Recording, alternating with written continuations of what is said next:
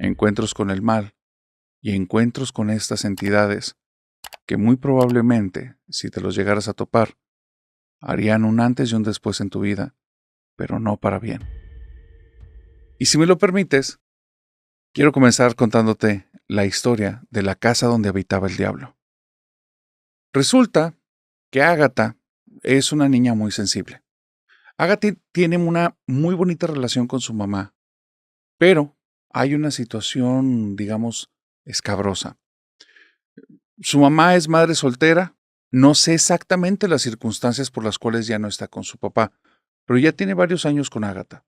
Ágata es apenas una niña de 9 años y es una chica muy inteligente. Le gusta meditar las cosas, piensa mucho en torno a las pequeñas cosas que va aprendiendo en el día a día. Es muy intelectual, pero también hay una cuestión. Pasa mucho tiempo sola. No tiene tan buena orientación. Mamá está dedicada al trabajo. Mamá necesita traer cosas para la casa para poder mantener a las dos. Y hay algo que Ágata no sabe cómo explicar. Y es que ella es sensible ante ciertas cosas que parece que no todos pueden percibir. Hay una segunda circunstancia en la vida de Ágata que parecería que es algo positivo, si no es por las circunstancias que ocurrieron en este lugar. Y es que muy cerca de la casa de Ágata y su mamá viven unos tíos ya mayores. De hecho, el tío que vamos a ponerle de nombre Alfonso, el tío Alfonso, es una persona muy linda, muy buena, y está en su segundo matrimonio. Él había enviudado joven, y en este segundo matrimonio se encontró con la hermana mayor de la mamá de Ágata. Entonces, estos tíos, que son unas personas dulces, que son unas personas cercanas, viven cerca de la casa. Y justamente en esa casa en la que están viviendo, la acaban de adquirir hace apenas un año. Para Ágata era algo muy alegre, era algo muy feliz. Iba a tener la oportunidad de ver esos tíos, iba a tener la oportunidad de ya no pasar tanto tiempo sola. Sin embargo, comenzaron a ocurrir cosas muy extrañas desde que pisaron ese lugar. Dice Ágata que a sus escasos 9 años, cuando pisó ese lugar, hubo una idea que se le vino a la cabeza que ya nunca se le salió y le hacía llorar instantáneamente. Mamá va a morir, mamá va a morir. Y la idea no se podía salir de su cabeza. Se iba a dormir y en medio de la madrugada se levantaba y se levantaba asustada porque la idea le cruzaba por la cabeza y esa idea hacía que se sintiera mal, que se sintiera sola, que se sintiera con mucho dolor porque aparte había una situación. Parecía que no era la idea de que simplemente partiera la mamá a otro estado de vida, parecía que incluía dolor, que incluían cosas bastante desagradables. Y para una niña de 9 años, ¿cómo va a manejar eso? Ágata nunca le contó a su mamá esto. ¿Por qué? Porque su mamá ya tiene suficientes preocupaciones. Y Ágata es una niña muy prudente. Ágata es una niña que tiene bastante empatía. Sigue yendo a la casa de sus tíos en repetidas ocasiones. Ella no sabe que en esa casa habita el demonio. Eso lo va a ir aprendiendo. Hay un camino justo detrás de la casa de sus tíos. Un camino que si le tomaras una fotografía sería una fotografía maravillosa. Detrás de la casa de ellos, un camino de tierra justo en medio de dos maizales. Es algo precioso. Cuando es un atardecer, si lo estás viendo desde la ventana, tienes ahí para una fotografía, un cuadro, algo hermoso. Pero hay algo que a Ágata le pasa cuando pisa cerca de ese lugar. Su corazón le dice que está en peligro. Su corazón le dice que dentro del maizal habita un monstruo. Y que si ella se llega a tardar mucho en el camino, ese monstruo la va a devorar. Y esto parece un juego de niños. ¿Por qué? Pues la imaginación de un niño. La idea de la pérdida de su mamá, la idea de este tipo de cosas. Te vas a dar cuenta más adelante que esto no es un juego. Esto no es la imaginación de Agatha, esto es la sensibilidad que de alguna manera ella desarrolló sin saberlo y que la hacía percibir cosas que los demás no podían. Esa casa tenía un pasado muy oscuro, un pasado turbio, nadie lo conocía. En la casa había vivido durante varias décadas un brujo, y era en esa casa donde él hacía sus trabajos de magia más oscura. Diferentes zonas del lugar las utilizó para traer invocaciones. Y hay algo que se trajo de las profundidades del infierno que está viviendo en ese lugar. Porque de repente, un día, Agatha no se enteró, Esto se va a enterar mucho tiempo después. Un día llegó su tía, una señora ya mayor. Llega a la casa y ve a su esposo sentado en una silla. Solo hay algo extraño, algo que hace que la tía de Ágata casi se infarte al instante. El tío tiene un cuchillo en la mano y lo está presionando con fuerzas contra su propio cuello. El señor, su rostro está desencajado. Está como si estuviera en un tipo de trance, con la boca abierta. Cuando lo ve la tía, él se acerca lentamente y le dice, Esteban, Esteban, ¿qué haces? Y él la empieza a ver y el cuchillo se empieza a presionar más al punto que lo lastima. Y le está viendo y dice, no sé, no sé qué estoy haciendo. Y en algún momento parece que él recobra como la compostura o el control del cuerpo porque suelta el cuchillo, se le queda viendo y dice, ¿qué pasa? ¿Qué estoy haciendo aquí? Y ve la sangre, ve el cuchillo y dice, ¿qué me hiciste? ¿Qué me hiciste? Y la señora le dice, eras tú cuando llegué, estabas haciendo lo que ya describí hace un momento. Y entonces le dice, me hiciste algo, me hiciste algo. La señora lo que creyó era que él estaba teniendo lamentablemente un momento de demencia. 2 días después, lo encontraron colgado dentro de la casa. Una persona completamente sana, una persona que jamás había estado en depresión, una persona que no había tenido nunca una situación en la cual diera indicios de que iba a tomar ese tipo de decisiones. En esa casa vivía algo, porque cuando empiezan a indagar el pasado de la casa, se dan cuenta que no son los primeros después del brujo que viven ahí. Y no son las primeras personas que se suscriben de esta vida. Hay algo en esa casa.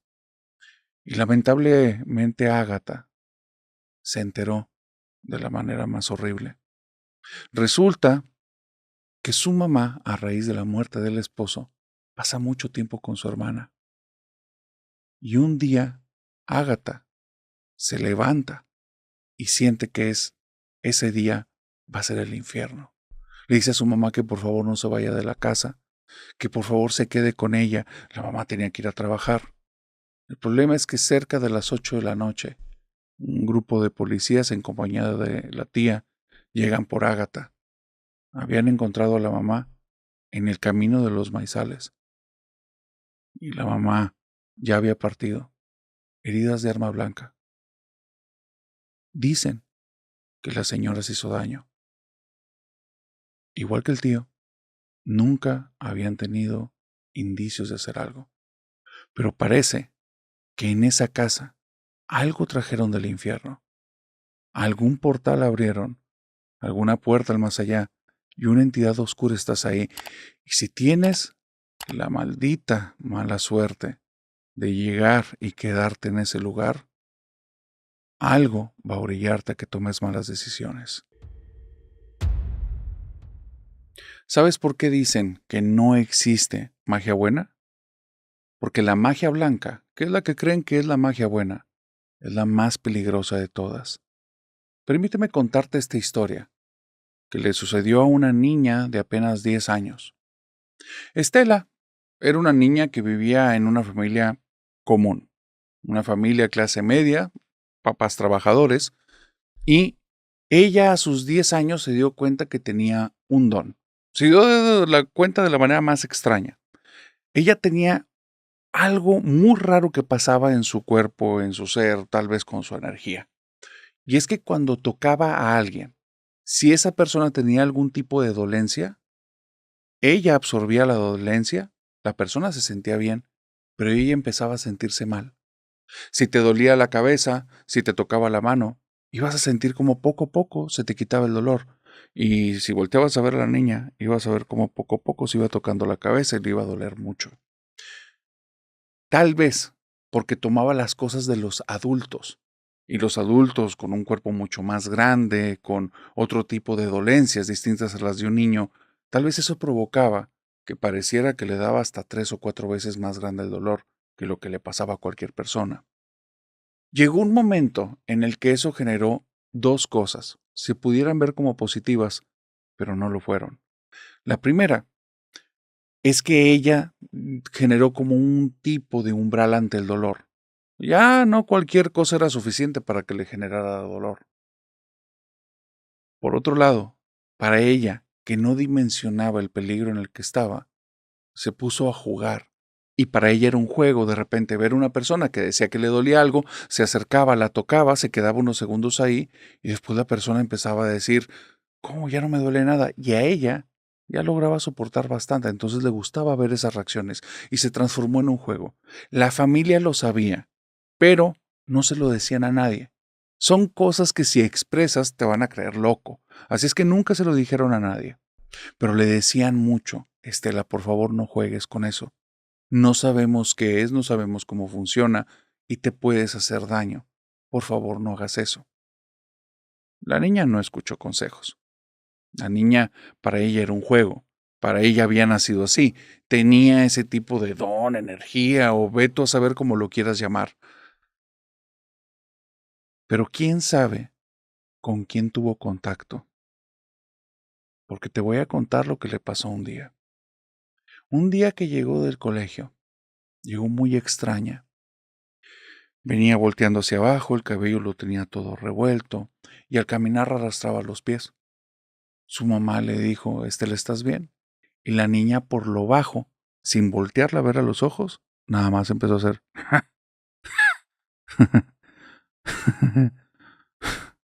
y se fue. La mamá se le hizo muy extraño. Esta niña es una niña desenvuelta, es una niña que platica mucho, pero no es una niña maliciosa o que juegue con cosas que pongan nerviosos a los demás. Al contrario, su juego es aliviarlos. La mamá vio ese comportamiento muy raro. Al final es una niña. Le da un poquito su espacio. Cuando vienen a comer, nota que tiene la mirada como perdida, como oída.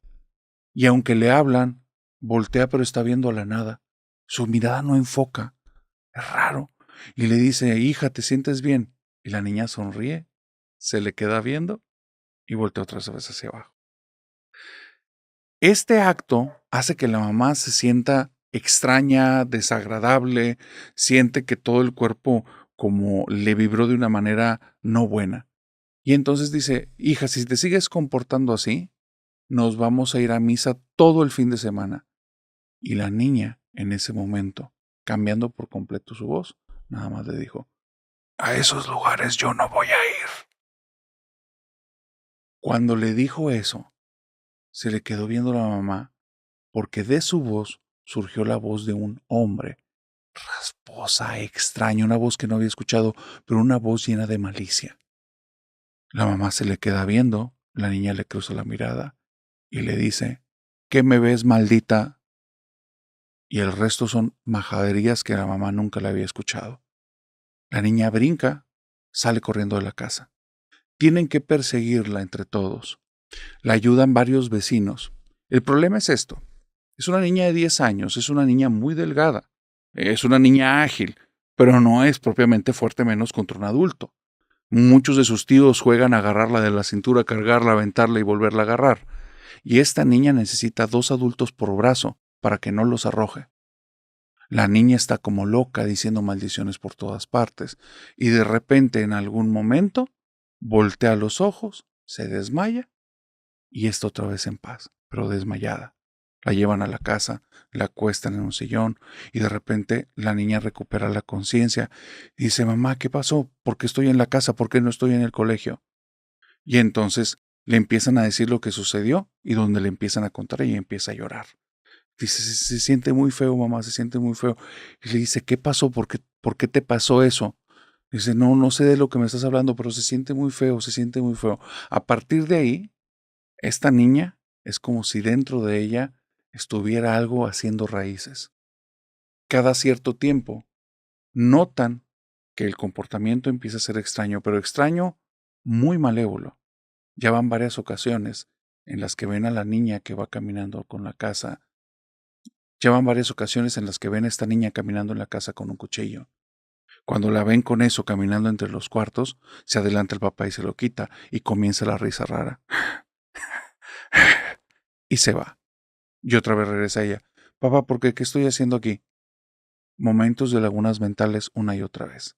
Aunque habían vivido esas cuestiones que tienen que ver con que ella absorbiera algún tipo de enfermedad, los papás, vuelvo a decir, son personas comunes, aunque tienen una fe, no basan todo en cuestiones espirituales. Creen que la niña de alguna manera tiene algún tipo de delirio, algún tipo de locura. Así es que la llevan con el psiquiatra y el psiquiatra empieza a medicarla. Y de repente la niña empieza a actuar perfectamente bien. Hasta que un día llega una persona y donde llega esa persona, la niña le comienza a gritar, se le avienta encima, le mete la mano en la bolsa y arroja hacia afuera un rosario que traía metido en la bolsa. Donde ven eso, la niña empieza a comportarse como un animal, se tira en el piso y empieza a moverse a cuatro patas por la casa, como si estuviera descontrolada. Ahí entendieron, porque no había dado signos esa persona que traía nada, ahí entendieron que estaban hablando tal vez de algo más. Siguieron con el tratamiento, pero a la vez comenzaron a buscar. Aunque eran católicos, un hermano de ellos que era cristiano protestante va y trae un pastor, pero cuenta la mamá de Estelita que cuando llegó el pastor, la niña fue caminando con él, comportándose como lo hacía siempre, normal perfectamente, y cuando llegó, se puso justo a la altura de su cintura, volteando hacia el piso, empezó a murmurar y al voltear para arriba le dijo algo, una frase. El pastor se fue corriendo. Cuando lo alcanzó la mamá y platicó con él, resulta que le reveló un secreto de algo que él estaba haciendo en esos momentos que no estaba bien. La niña lo sabía. Eso hizo que trajeran otro pastor, alguien que sí estaba preparado para este tipo de circunstancias.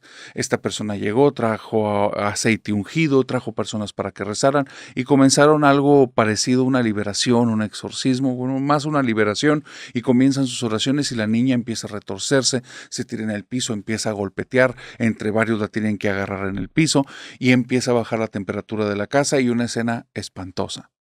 Llega un momento en el que la niña ya está tranquila y el pastor le dice, no puedo con esto. No sé qué trae adentro, no sé qué demonio es, pero lo que tiene allá adentro no la quiere dejar. Buscan a un exorcista de cierto renombre, no sé si de la región o del país. El exorcista acepta el caso porque le llegan las referencias del pastor. La familia le hace llegar esta situación, pero el pastor habla con él y donde ya le habla más detalles de lo que estaba sucediendo, el exorcista pide el permiso, le da el permiso al obispo, llega a la casa y entonces comienzan los ritos de liberación. Durante el exorcismo ocurrieron un montón de cosas. La niña se retorcía, comenzaba a decir un montón de blasfemias. Cada vez que le aventaban agua bendita, la niña empezaba a retorcerse y empezaba a gritar como loca. Pero hubo un momento en el que todos sintieron mucho miedo y el exorcista, aunque era alguien ya experimentado, sabía que se estaba topando tal vez con un ente de un nivel, digamos, muy fuerte. Cuando le empieza a hablar y decirle que se salga de la niña, que esa niña no le pertenece, regresa esa voz como aguardientosa y le dice, la niña es mía, no me voy a ir. Comienza a reírse y entonces el exorcista le dice, te ordeno que te vayas. En el momento en el que le dice, en el nombre de Dios te ordeno que te vayas y las fórmulas del exorcismo, pero se los dice ya como con más enfático, empieza a hacer esa risa que ya la mamá había escuchado alguna vez y la había dejado de nervios, y al momento de hacer esa risa, la luz se apaga y se escucha la voz de esa cosa que dice, me voy a ir y cuando no estés, voy a regresar.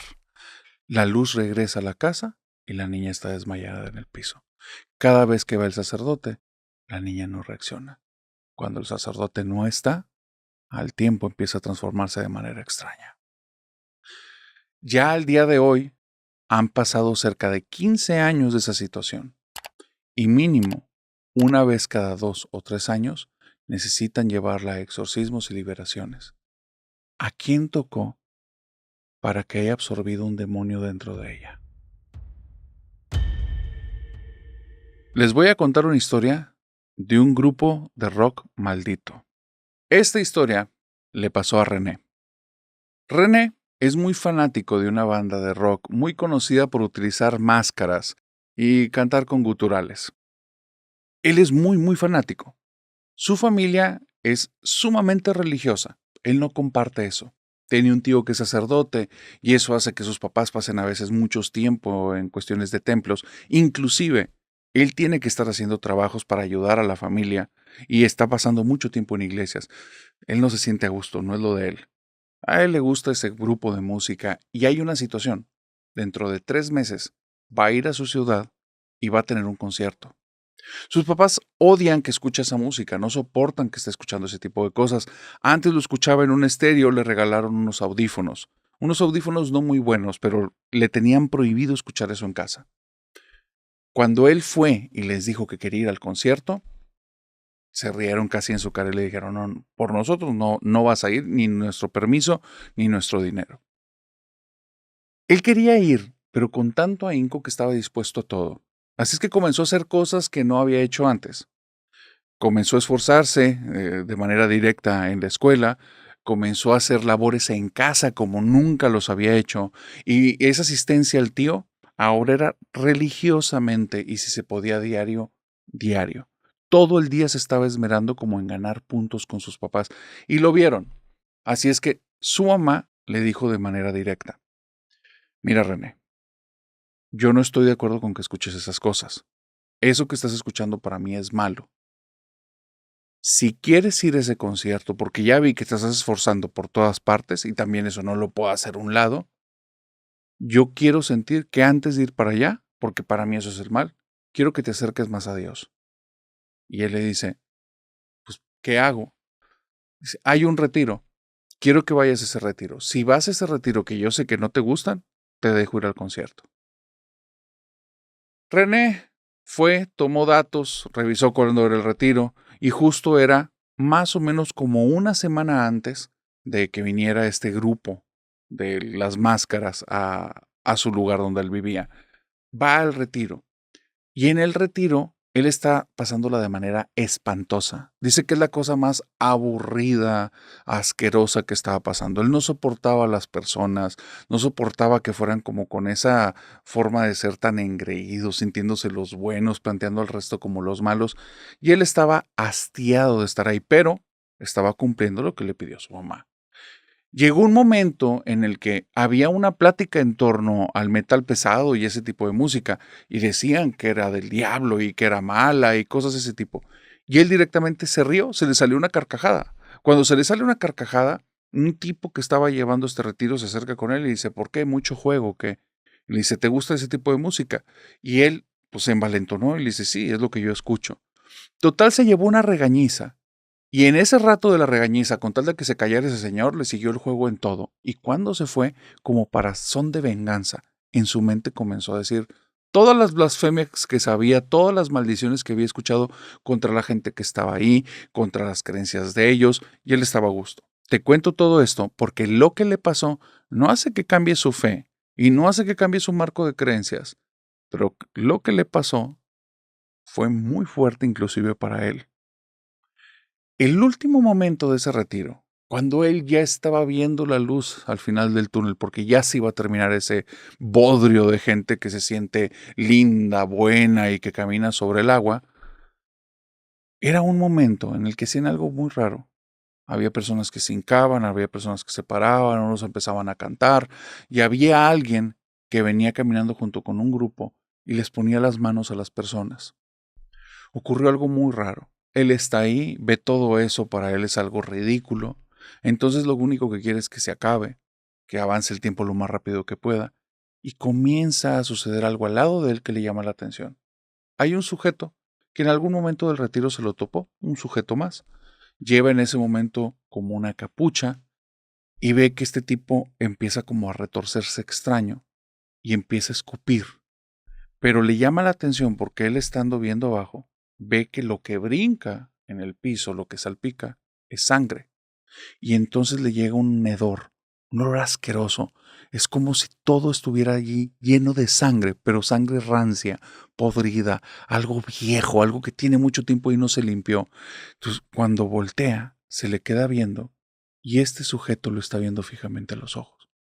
Donde se cruza la mirada, dice René que sintió como si esa cosa, esa persona, pero por un momento no era un ser humano, lo traspasara y pudiera ver dentro de él, como si lograra ver sus pensamientos, sus sentimientos, todo, porque era como si con la mirada lo desnudara, a tal grado que después de hacer eso nada más dijo sí, Llegaron las personas, le ponen las manos a este sujeto empieza a retorcerse, se empieza a mover, se lo llevan, él no entiende lo que está pasando, son una bola de ridículos y de locos, pero la mirada de ese tipo se le quedó grabada. La gente que le pone las manos voltea con René y le dice, no lo mires, no lo mires, a él no lo mires a los ojos. Y lo agarran y lo voltean y se queda viendo el piso. Y se le quedan grabadas en la cabeza la forma de las manchas de sangre en el piso. Es una pequeñita, una más mediana y una grande con una forma media extraña, pero es tan impactante el momento que esa escena se le queda grabada aquí. Y es una escena que no olvida al día de hoy. Cuando termina el retiro, su mamá le pregunta, ¿qué tal estuvo? Un asco. Nunca me vuelvas a pedir entrar en algo así. Y dice, ya te cumplí, no me digas que me acerque más a Dios y no me vayas a poner otras cosas, ya te cumplí. Y su mamá regañadientes le dice, está bien. Pero entonces no la pasaste bien, no, mamá, horrible, una experiencia espantosa y al final cosas horribles que pasaron ahí, ni te voy a contar. Así terminó. Llega a su casa y en el momento en el que abre su habitación, cuando entra en la habitación, en el piso, están las 3 manchas de sangre que había visto allá. Y entonces cuando las ve ahí, su corazón se empieza a agitar, empieza a latir a 1000 por hora y empieza ese olor. Un olor a sangre, no tan potente como estaba allá en el retiro, pero llega el olor a sangre, un olor feo. Y entonces voltea y ve que eso se había derramado de donde él tenía sus discos de este grupo de música. Y ve que el que está más manchado es el que tiene que ver con el concierto que está a punto de ocurrir. Lo ve, lo abre y por dentro está perfectamente bien.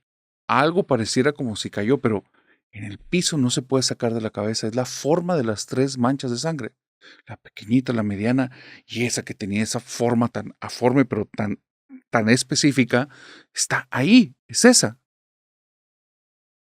Van a pasar 2, 3 días, se va a olvidar de esta situación, se va a olvidar de lo del retiro, va a estar enfocado en el concierto, hasta que un día, justo a las 3 de la mañana, el cuarto empieza a apestar a muerto. Pero un olor asqueroso, lo levanta de la cama, se tiene que tapar la boca porque los impulsos, las arcadas que le está generando el cuerpo, quiere controlarlo de alguna manera, y entonces ve que las 3 manchas están ahí, pero están frescas. Y el disco, que estaba como nada más manchado, de él está brotando este líquido. Y cuando va y lo toma y lo abre, adentro hay un trozo delgadito de carne podrida. Está de más decir que no fue al concierto. No tiene la menor idea de qué ocurrió. Eso no lo hizo creer más ni en Dios, ni en el diablo, ni ser diferente persona. Pero no tenía ningún sentido que estuviera ocurriendo eso. Y al día de hoy es algo que le sigue dejando como una idea en la cabeza. Creo que el mal sí existe y me miró directo a los ojos.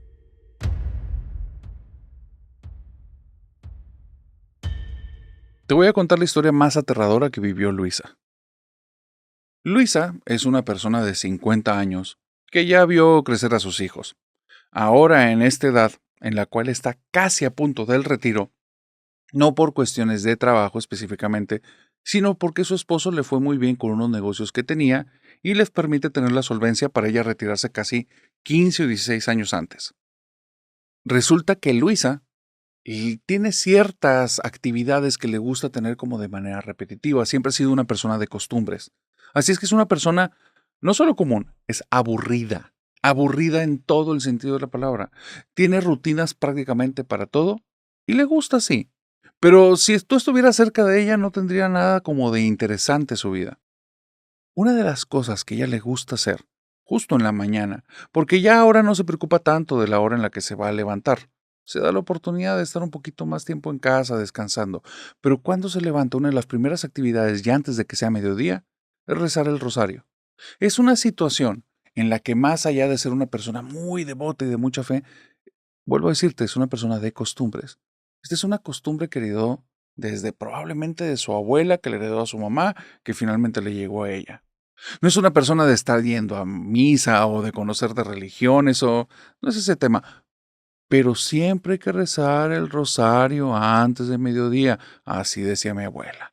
Y es la costumbre de Luisa. Luisa nunca había vivido nada paranormal. Y te digo había porque hay quienes creen que las personas que están haciendo el bien de alguna manera o que están viviendo cerca del bien, de alguna forma que no entendemos, a veces son atacadas y visitadas por el mal. Porque Luis estaba en su casa, estaba haciendo el rezo del rosario, cuando de repente ocurrió algo muy extraño. Dos sensaciones. Primera sensación, hay algo en la casa. Segunda sensación, estás en peligro. Y cuando iba apenas a reaccionar, vino la tercera y la sensación más fuerte. Una pesadez tremenda, sensación de somnolencia. Pierde el control del cuerpo y en el sillón en el que estaba simplemente se cae. Y aunque intenta levantarse, empieza a parpadear, empieza a bostezar y es como si el cuerpo trajera un peso de cansancio tan grande que no le puede hacer frente. Parpadea varias veces, el rosario lo tiene en la mano y lo tiene apretado. Parpadea y de repente frente a ella ve a un tipo a escasos metro, metro y medio, un tipo que viene con el torso desnudo, el cabello lo tiene con ciertas canas, se ve una persona delgada. El problema es que donde empieza a agachar la mirada porque la cabeza le pesa, ve que las piernas que tiene son como de cabra. Y esa cosa que está ahí donde le ve las piernas, ella se hace hacia atrás y esa cosa nota que está ella en la habitación. Así es que voltea, se le queda viendo y comienza a acercarse muy lentamente, como disfrutando que sabe y está consciente que le está dando miedo. Luisa, en lo que puede, empieza a decir en su mente o con su boca como puede, Diosito, por favor, ayúdame, Virgencita, por favor, ayúdame, porque intenta rezar lo que ha rezado ya durante más de 20 o 30 o 40 años, que es ese rosario, que es prácticamente simplemente hablar de memoria sin pensarlo mucho, y las palabras no le salen. La lengua se traba, se atora. No es el cansancio, es como si algo le impidiera hablar, como si algo le impidiera rezar. Solo aprieta lo más fuerte que puede el rosario y vuelve a decir, por favor, Diosito, y entonces siente que algo sucede en la casa porque todo ese peso, todo ese cansancio se va en un instante. Ella puede moverse con toda la tranquilidad del mundo, en este caso con toda la agitación, y la casa está totalmente vacía. Pero hay algo muy extraño. Está segura que un segundo antes de haber recuperado el control de su cuerpo y de que ese cansancio no estuviera, cuando cerró los ojos vio una imagen. Y en la imagen había un tipo con barba, que probablemente era la imagen esta de Jesucristo, y tenía un corazón expuesto. Cuando vio esa imagen fue cuando se sintió que las cosas cambiaron y se movió. Cuando voltea para agarrar el rosario y ponerse a rezar ahora más que nunca, no hay ningún rosario en la mano, trae esa imagen en la mano. Ella ni siquiera sabe cómo se llama esa imagen. Nunca la había tenido en la casa. Es la primera vez que la ve. Se le queda viendo y después sabe que se llama el Sagrado Corazón. El rosario jamás apareció.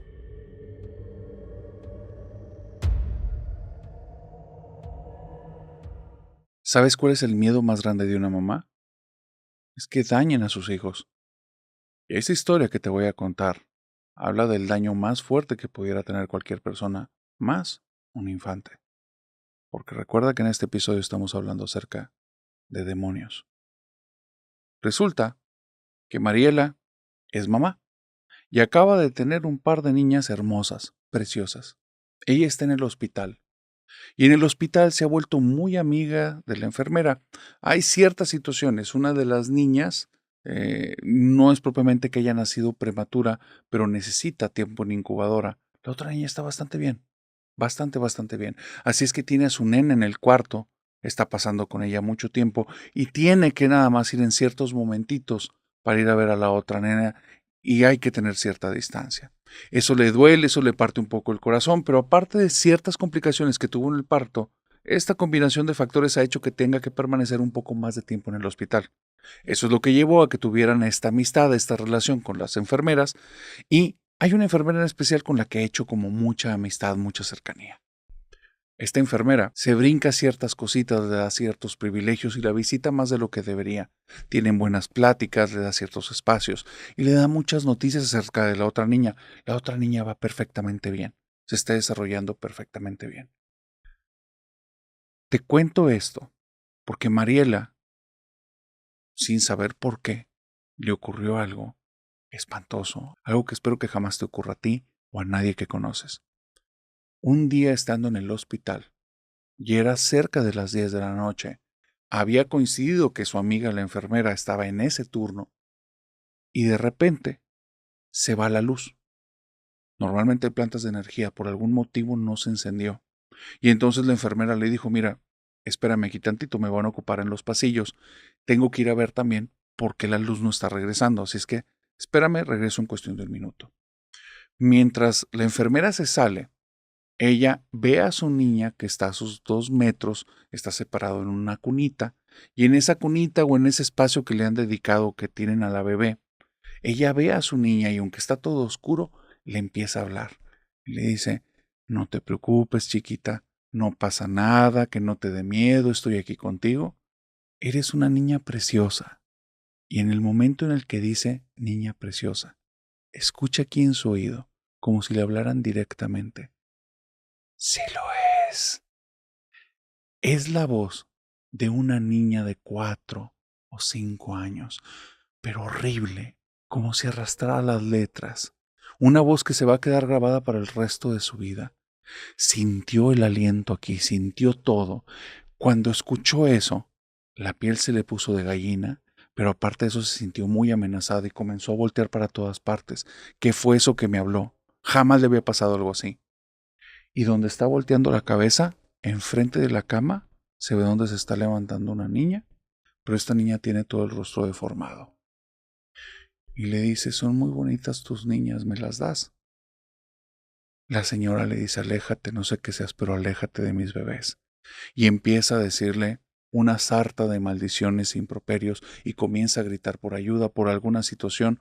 La enfermera no viene, no está y comienza a gritar su nombre y le dice, Elena, por favor, ayúdame, Elena, hay algo aquí, ayúdame, Elena, alguien, venga, venga, lárgate, aléjate de mi niña.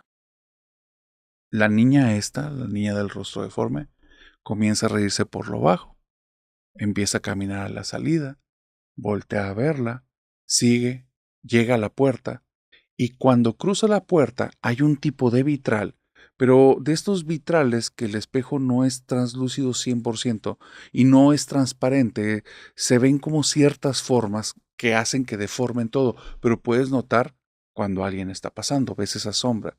Y ella nota como esa niña avanza y en lugar de ella comienza algo muy grande a venir en lugar de la niña, algo muy delgado, y se escucha que viene como arrastrando los pies. Es algo enorme, algo que mide más de 2 metros fácilmente por el tamaño de la sombra que se nota, y sigue avanzando lentamente, siente que el corazón se le va a salir, está preocupadísima por su bebé y la otra niña que no tiene cerca, y siente que se está muriendo, no para de gritar, y en el momento en el que esa cosa pisa en la habitación, logra ver que es como un tipo de pierna como peluda, pero de animal, toda de color gris. Se encienden las luces y donde ella grita, no hay nada. No lo vio esfumarse, era como si nunca hubiera estado nada ahí. Ella piensa algo en ese instante. Me acabo de volver loca. Algo me pasó. Algo me tomé, algo me pasó, acabo de alucinar, me acabo de volver locas. Mis hijas, ¿qué les va a pasar? No pueden tener una mamá loca y está pensándose ya en el manicomio. Y empiezan mil ideas fatales y ella está llorando, ya se siente mal, no se puede parar de la cama, se siente que el corazón se le está saliendo, siente que si agarra a la niña en esas condiciones hasta le puede hacer daño, se le puede caer, está muy nerviosa, está perdiendo el control cuando llega la enfermera pálida, pálida, y le dice, tranquila. Viste a la niña, ¿verdad? Y le cuenta que ya había ido a un cuarto en el que estaban cierta zona de fusibles, que cuando entró, una niña le dijo, qué niñas tan bonitas. Y cuando escuchó esa voz, volteó, vio una niña de rostro deforme y la puerta se le cerró en la cara. Y era como si nadie la estuviera escuchando porque gritaba que por favor le ayudaban. Dice, después de que escuché que la niña corrió, escuché que algo se iba arrastrando y sonaba como algo pesado. ¿Qué fue lo que ocurrió en ese hospital ese día? Nadie sabe. ¿Por qué los demonios fueron a visitar a esta señora y a sus niñas? No sabemos. Lo que sí, esta señora desde ese día busca tener protecciones no solo físicas, sino también espirituales para con su familia.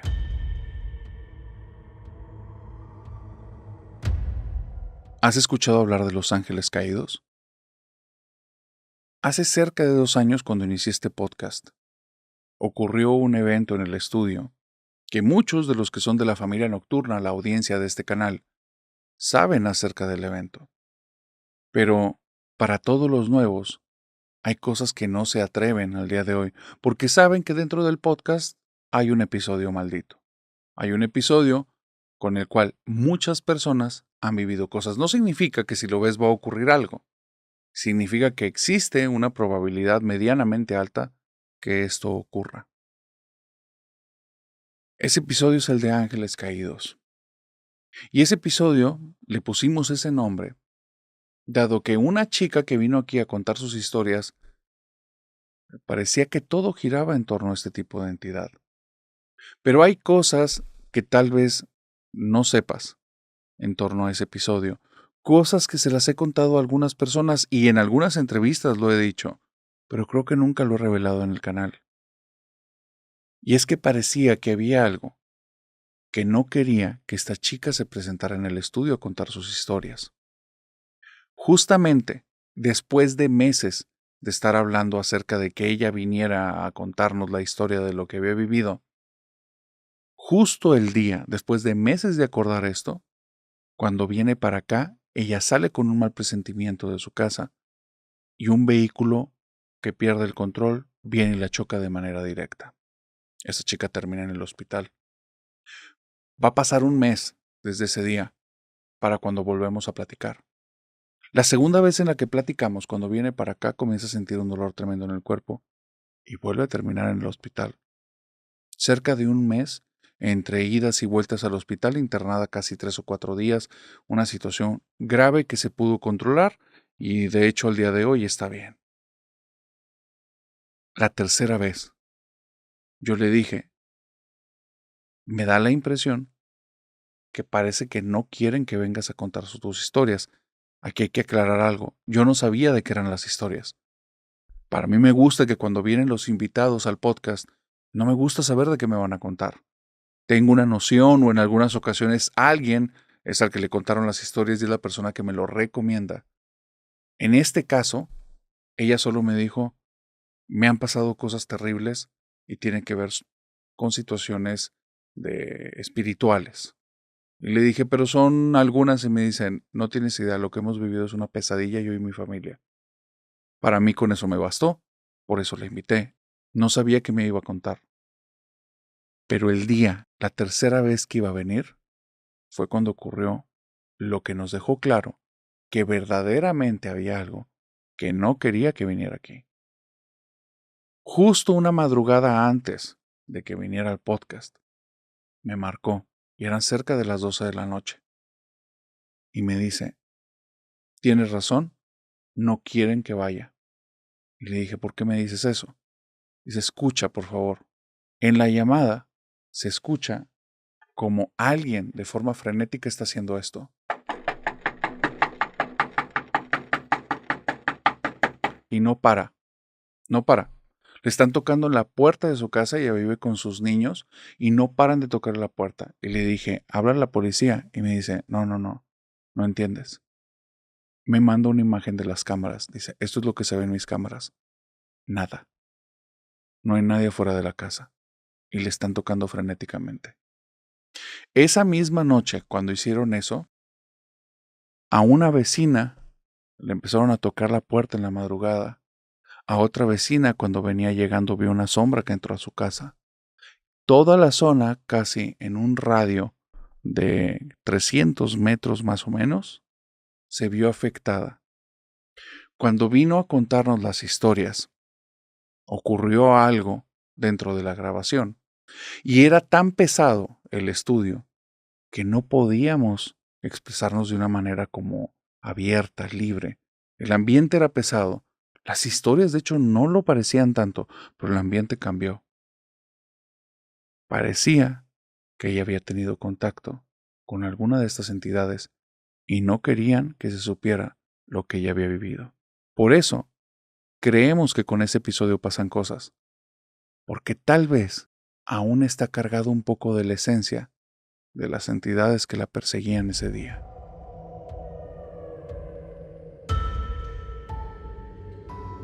Antes de contarte la última historia de este episodio, quiero platicarte la historia que fue, para muchos en este canal, el primer relato que no los dejó dormir.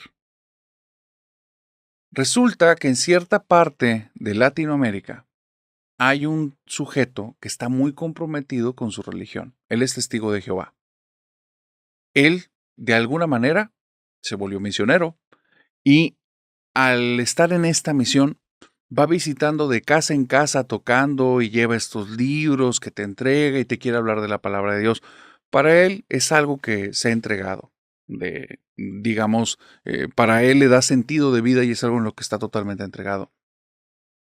Su hijo es el que narra esta historia. Su hijo está viendo a su papá, que está totalmente embebido en esta tarea. Cada vez que hace eso, él está feliz, está contento y lo toma no solo como una obligación, sino como algo que él quiere hacer. El niño ha decidido seguir los pasos de su papá y siendo un chavito, un chamaco de 11 o 12 años, comienza a ir con él los fines de semana. No van en grupos, van solos. Y van de casa en casa y el papá va tocando y él lo acompaña, él a veces carga los libros y busca ser de ayuda para él. Pero recuerda perfectamente el día en el que se topó con el mal. Resulta que un día, yendo por alguna cuadra de algún barrio bastante pudiente, un lugar muy bonito, se topa en una casa muy extraña. Es una casa de 2 pisos en la cuales hay unas ventanas y estas ventanas se ven como marcadas, como si estuvieran tapadas. Se ve en una casa que aunque es bonita, está descuidada. Nota que está la reja abierta y se ve un pasillo que va al fondo. Y ellos entonces van a esta casa y empieza a tocar y no recuerdo el saludo que dice, pero así como buenas tardes, te traemos la palabra o quieres hablar un momento de Dios o algo así. Pero daban su saludo, un saludo que ya todos reconocían. Cuando él dice esto, un vecino le dice, hey, hey, ven, vete de ahí, ven para acá. Y entonces este señor le dice, no, espéreme, vengo aquí. No, no, no, aléjate de esa casa, ven para acá. Y entonces le dice como que, ¿qué pasa? Y le dice al niño, espérate, voy con el señor. Tráete a tu niño, no se queden ahí, ven para acá. Pues cuando se acerca le dice, ¿qué pasa, señor? No te acerques a esa casa. Ahí hay cosas malas. No te acerques a esa casa. Como el vecino estaba insistente y la idea de ellos no es generar un problema, se puso a platicar con el vecino y el vecino le dio apertura para que se pusiera a platicar lo que quisiera y le diera los libritos que quisiera con tal de que no pisara el otro lugar. Siguió avanzando. Cada semana el señor tenía como propósito volver a toparse con ese barrio porque ¿por qué no iba a ir a esa casa? Esa casa tenía que llegar el mensaje y si los vecinos creían que ahí estaba el mal, pues con más razón. Así es que no sé cuánto tiempo pasó, pero un día les volvió a tocar de sección ese barrio.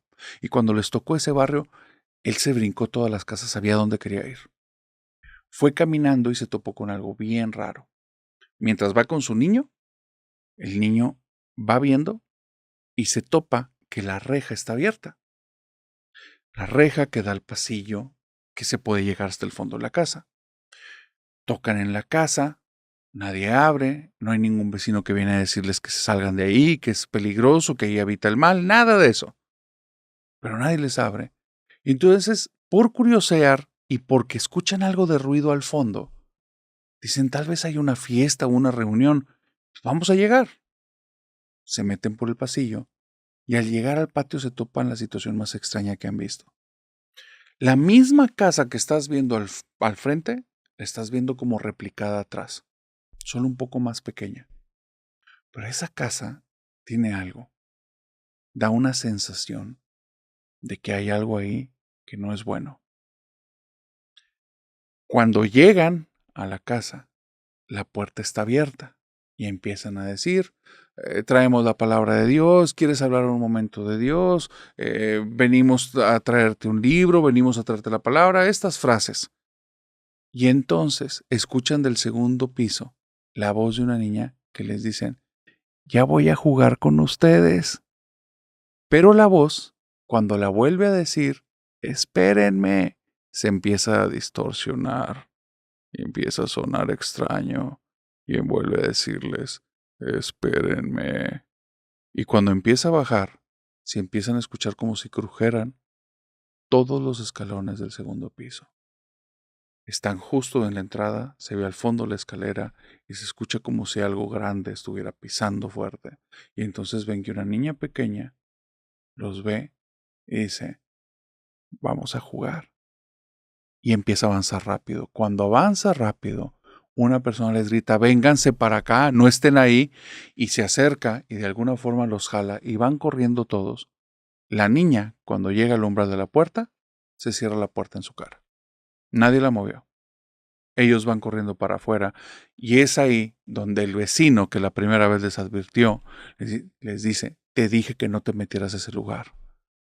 Dice, esa niña, hace unos años, en su cumpleaños, cuando estaba toda la familia, de repente parece que se le metió el diablo y empezó a decir cosas y hacer cosas y dicen algunos que la vieron levitar.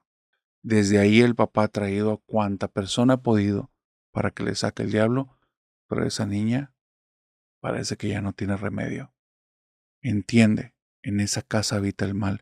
Después, esa casa que viste al fondo era donde vivía la familia. Hicieron esta casa para adelante, pero a veces la niña se escapa y se mete. Y por eso decidieron mejor tapar las ventanas para que no vean las atrocidades que la niña ha hecho. Y esta es la historia que para muchos fue la primera que les quitó el sueño en Hablemos de lo que no existe. Y ahora sí, permíteme contarte la última historia.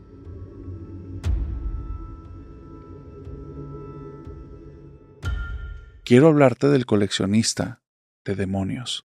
Johan es un chico que vive aquí en México. Y cuando él tenía cerca de 17, 18 años, extrañamente, se sintió muy atraído por los temas relacionados con los demonios. Algo, algo le llamó la atención. Tal vez fue una película, tal vez una plática. No se acuerda al día de hoy con exactitud qué fue el inicio. Lo que se acuerda es lo que vino después. De repente estaba en internet buscando cada artículo, cada PDF, cada libro que podía descargar. Y no sabe en qué momento hubo una necesidad de comenzar a conseguir libros raros, libros que hablaran de este tema de una forma más profunda, de una forma más real, libros que trataban de llamar este tipo de entidades, libros que te hablaran sobre detalles que son buenos que permanezcan ocultos. Y Johan, todo ese tema se lo tomaba con cierto nivel como de gracia. Para él no era tan importante, era un hobby y era un hobby que lo tenía obsesionado. Desayunaba, comía y cenaba acerca del tema de la demonología, sin ningún tipo de respeto. Compraba libros por todas partes, su casa los tenía esparcidos por todos lados, él vivía con su mamá ya era una persona mayor, y su mamá le decía, ¿qué haces con tantas mugres? Estas cosas están horribles. Algunas portadas, algunas de las formas en las que estaban hechas las tapas. La señora le daban repelús. Alguna vez llegó a ver un título y hasta el libro lo dejaba caer porque para ella le generaba problema todo eso.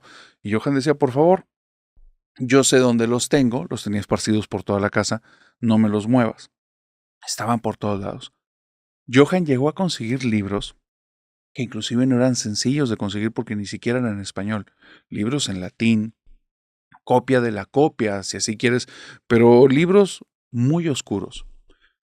Y en una ocasión, él se fue a ver una película de terror, algo de la saga del Conjuro, no sé exactamente cuál. Pero cuando empezó a ver ahí ciertos rituales, ciertos nombres, para él sintió un tipo de alegría, entusiasmo, emoción, porque podía distinguir las cosas que estaban haciendo y veía que el resto de las personas de la sala no. Y eso lo hizo sentirse orgulloso. Cuando salió del cine, se fue directo a su casa y decidió que los 2, 3 libros que le faltaban por leer de toda su colección macabra, los iba a hacer en la madrugada.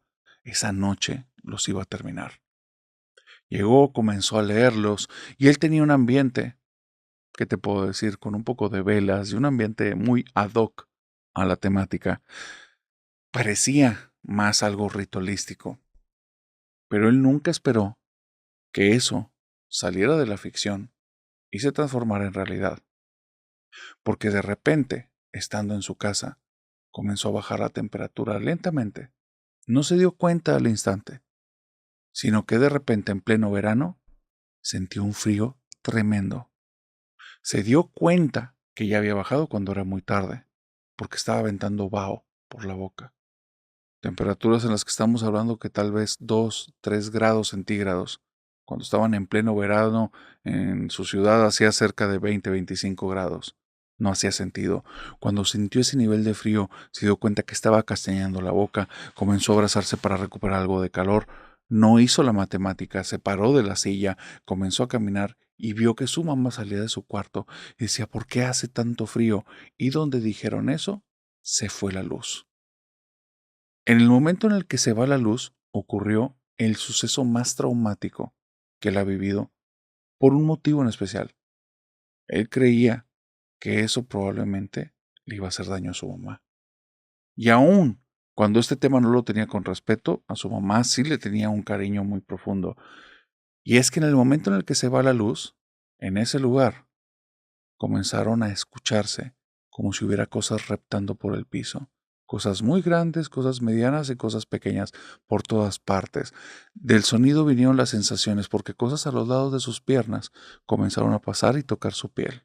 Una y otra. Pasaban arriba de sus pies, al lado de la pierna, sensaciones escamosas, sensaciones de probablemente víboras, serpientes, pero de un tamaño tal que llegó a sentir una que le pasaba apenas abajo de la rodilla. ¿Qué era lo que estaba en la casa? Era algo que nunca ni siquiera había visto en algún reportaje de televisión o en algún libro de texto. La mamá comienza a gritar y le dice, mamá, por favor, cálmate. Y una voz detrás le dice, tú cállate. Intenta dar un paso y le dice, no te muevas, escucha. No más. Escucha. No más. Cuando dice eso, su mamá comienza a gritar y dice, me están tocando, me están tocando. Y él, intentando dar un paso, siente que una mano que tiene unas uñas largas lo toma del hombro, la mano es helada como la muerte, lo presiona con fuerzas y le dice, no más, no te muevas, no más. La luz regresa, la mamá está en shock y él está totalmente ido. La casa no tiene nada. El momento más aterrador que he vivido. Pero el problema es que cuando abres este tipo de portales, este tipo de puertas, las cosas no terminan a veces en esa pesadilla de película. Las cosas siguen estando ahí porque dicen que algunas de estas entidades lo que buscan es destruirte. Pero puedes pensar que es físicamente. Y no. Espiritual, mental, emocionalmente también les interesa. Son procesos de destrucción masivo. Te digo esto porque lo primero que hizo Johann es obvio. Comenzó a tomar sus libros, los llevó al patio, los puso en un bote, en un tambo que tenían que era metálico, y los encendió. Él estaba seguro que se había deshecho de todos. Pero pasando una semana los tenía tan esparcidos en la casa que de repente apareció uno por aquí, uno por acá, y bueno, los fue tomando. El problema fue cuando 2 años después sigue sucediendo eso. Y ya son libros que él está seguro que jamás los compró.